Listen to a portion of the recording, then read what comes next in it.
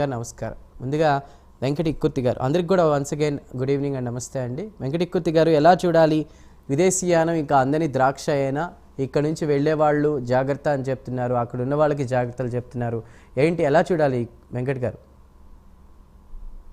అంటే ఇది కొంచెము బాధాకరమైన సిచ్యువేషన్ అలానే ఉందండి. ఎందుకంటే 100,000 H1కి ఫీజు అనేటువంటిది మాత్రం మనం అసలు డైజెస్ట్ చేసుకోలేకపోతున్నాం యాక్చువల్గా. నేను ఎప్పుడు 99లో నేను అమెరికా వచ్చాను. అప్పుడు H1 ఫీజు $100 ఎంతో ఉండేది. అలా పెరిగి పెరిగి పెరిగి లైక్ ఆల్మోస్ట్ 2,500 600 ఆ రేంజ్లో ఉంది. ఇప్పుడు ఒక్కసారిగా పర్ ఇయర్ పర్ క్యాండిడేట్ 100,000 అంటే కొంచెము టఫ్గానే అనిపిస్తుంది. అంటే వీటన్నిటికీ కారణాలు మనం కొంచెం విశ్లేషించాము అనుకోండి. విశ్లేషిస్తే ఏంటంటే వీటన్నిటికీ మనమే కారణం ఏమో అనిపిస్తుంది. ఫస్ట్ ఆఫ్ ఆల్ లిటరల్గా చెప్పాలంటే మనమే కారణం. రెండవది ఇప్పుడు ప్రైమ్ మినిస్టర్ మోడీ గారు చాలా కరెక్ట్గా మాట్లాడారు. ఎందుకంటే మనం డిపెండెన్సీ ఎందుకు అని చెప్పేసి, ఇప్పుడు ఏ దేశమైనా ఇండియా మీద డిపెండ్ అవ్వాలి, కానీ ఇండియా డిపెండ్ అనే పరిస్థితి లేదు.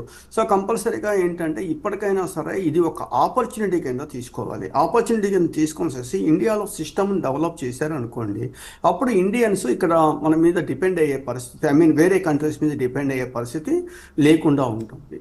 అసలు ఈ ప్రొక్లమేషన్ ఆర్డరు ఇవి రావడానికి మీరు కొంచెము అంటే ఆ ప్రొక్లమేషన్ ఆర్డర్ మీరు చదివినట్లయితే దానిలో చాలా క్లియర్గా మెన్షన్ చేశారు. అంటే కంపెనీల పేర్లు మెన్షన్ చేయలేదు, కానీ ఒక ఐటీ కంపెనీ 1 వాళ్ళు ఏం చేశారంటే 5,000 H1B అప్రూవల్ తీసుకున్నారు. చూడండి, 5,000 H1B అప్రూవల్ అంటే బయట నుంచి జనాలు తీసుకొస్తామని తీసుకున్నారు. అమెరికాలో ఉన్నటువంటి అమెరికన్స్ని 15,000 మందిని లే ఆఫ్ చేశారు, ఉద్యోగాలు తీసేశారు. ఐటీ కంపెనీ 1 అది. ఐటీ కంపెనీ 2 వచ్చేసరికి 1,700 H1C అప్రూవల్ తీసుకున్నారు, 2,400 మందిని తీసేశారు. మూడో కంపెనీ చాలా పెద్ద కంపెనీ 27,000 మందిని లే ఆఫ్ చేశారు. Most of them are American citizens చేశారు. వాళ్ళకి 25,000 H1s తీసుకున్నారు. అంటే ఏంటి, అమెరికన్ సొసైటీలో మనం మింగిల్ అయినప్పుడు కనీసం అమెరికన్ సిటిజన్స్కి ఉద్యోగాలు ఇవ్వటమో, లేకపోతే వాళ్ళకి స్కిల్స్ లేకపోతే మనం ట్రైన్ చేయటమో ఏదో ఒకటి చేసి హోల్డ్ చేస్తే ఈ సమస్య వచ్చేది కాదు. కానీ ఇక్కడ ఏమైతే జరిగిందంటే మనం ఇండియా నుంచి డంప్ చేద్దాము అదే ఏదో ఒక రాంగ్ కాన్సెప్ట్లోకి వెళ్ళటం వల్ల ఈ సమస్యలు వచ్చాయి. ఇవన్నీ క్లియర్ రాశారండి ప్రొక్లమేషన్ ఆర్డర్లో. క్లియర్గా ఐటీ కంపెనీ 1 ఐటీ కంపెనీ 2 అని చెప్పి క్లియర్గా రాశారు. రాయటం వల్ల అన్ఎంప్లాయ్మెంట్ రేట్ బాగా పెరిగిపోయింది. ఇక్కడ ఇంకొక మోస్ట్ ఇంపార్టెంట్ ఏంటంటే 3rd పేరాలను 4th పేరాలను ఇది ఒక నేషనల్ థ్రెట్ అని పెట్టారు. నేషనల్ థ్రెట్ అని పెట్టడం వల్ల ఏమవుతుంది, చాలా బిగ్ ఇష్యూ అది. ఆ వర్డ్ నేషనల్ థ్రెట్ అనేది జాతీయ భద్రతకు అనేది చాలా బిగ్ ఇష్యూ. ఈ ఇష్యూస్ అన్ని చూసుకున్నప్పుడు ఏమవుతుంది అంటే చాలా ఇబ్బందిగానే ఉంటుంది ఫస్ట్ ఆఫ్ ఆల్.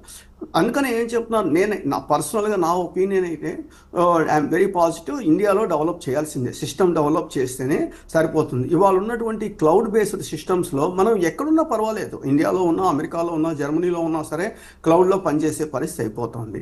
అది మనం అడ్వాంటేజ్ తీసుకోవాలి అనేటువంటిది. మీరన్నట్టు అమెరికన్ డ్రీమ్ ఏమీ స్పాయిల్ అవ్వలేదు, ఏమీ అవ్వలేదు. స్కిల్డ్ పర్సన్, ఇప్పుడు నేను ఫస్ట్ వచ్చినప్పుడు ఏంటి H1B1 అనేవాళ్ళు, హైలీ స్కిల్డ్ పర్సన్స్ అని చెప్పేసి కోట్ చేసేవాళ్ళు. మరి లాస్ట్ 10-15 ఇయర్స్ నుంచి మీ అందరికీ తెలుసు ఎలా వస్తున్నారు, ఏం చేస్తున్నారు అనేది మీ అందరికీ తెలుసు, నేనేం చెప్పక్కర్లేదు. సో కాబట్టి ఇదేంటంటే కరెక్షన్ అనేటువంటిది స్టార్ట్ అయింది అనేటువంటిది నా ఉద్దేశం అనమాట. యాక్చువల్గా హోవర్డ్ కామెంట్స్ని ఎలా చూడాలంటారు? పనికిరాని వాళ్ళు అమెరికాకు రావద్దు అన్నట్టుగా కూడా ఆయన కామెంట్ చేశారు. ఇది కామర్స్ సెక్రటరీ ఎవరైతే ఉన్నారో హోవర్డ్, ఆ కామెంట్స్ని ఎలా చూడాలి? నిజం మాట్లాడదాం, అబద్ధం మాట్లాడదాం? నిజమే మాట్లాడుకోవాలని. మరి నిజం మాట్లాడినప్పుడు మీరు అమెరికాలో రూల్ ప్రకారము ఇండియా నుంచి అమెరికా వచ్చేటువంటి స్టూడెంట్ ఆన్ క్యాంపస్లో 20 గంటల పాటు అఫీషియల్గా పనిచేసుకోవచ్చు. అఫీషియల్గా వితిన్ క్యాంపస్లో పనిచేసుకోవచ్చు. ఈ వచ్చినటువంటి వాళ్ళందరూ కూడా ఏం చేస్తున్నారు, బేబీ సిట్టింగులు చేస్తారు, లేకపోతే గ్యాస్ స్టేషన్లో పనిచేస్తారు, లేకపోతే గ్రోసరీ షాప్లో పనిచేస్తారు. ఇవన్నీ ఇల్లీగలే కదండి. మనం అమెరికాకు వచ్చింది ఎందుకు, చదువుకోవటం కోసం వచ్చాము అనేది ఫస్ట్.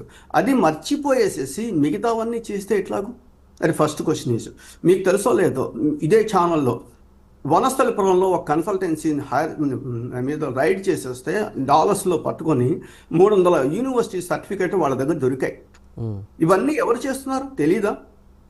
ఇప్పుడు వాళ్ళ జిఆర్ఈ ఎగ్జామ్ 100లో 98% మంది వాళ్ళ ఎగ్జామ్ వాళ్ళు రాయట్లేదుగా, వేరే వాళ్ళ చేత రాయిస్తున్నారు.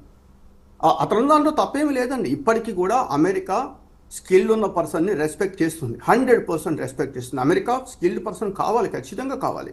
కానీ మన దగ్గర స్కిల్ లేకపోవటం వల్ల వచ్చినటువంటి సమస్యలు ఇవన్నీ.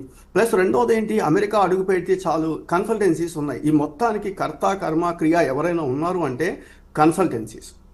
ఆ కన్సల్టెన్సీస్ ఏం చేస్తాయి, మీరు ఎలాగో అమెరికా అడుగు పెట్టండి, అక్కడికి పోయి మీరు ఫస్ట్ సెమిస్టర్ ఏదో చేసేయండి, తర్వాత మీరు డబ్బు సంపాదించేసుకోవచ్చు అని చెప్పేసి వాళ్ళకి చెప్తున్నారు. వాళ్ళకి ఏ యూనివర్సిటీ వాడు ఎక్కువ డబ్బులు ఇస్తే ఆ యూనివర్సిటీకి పంపిస్తున్నారు.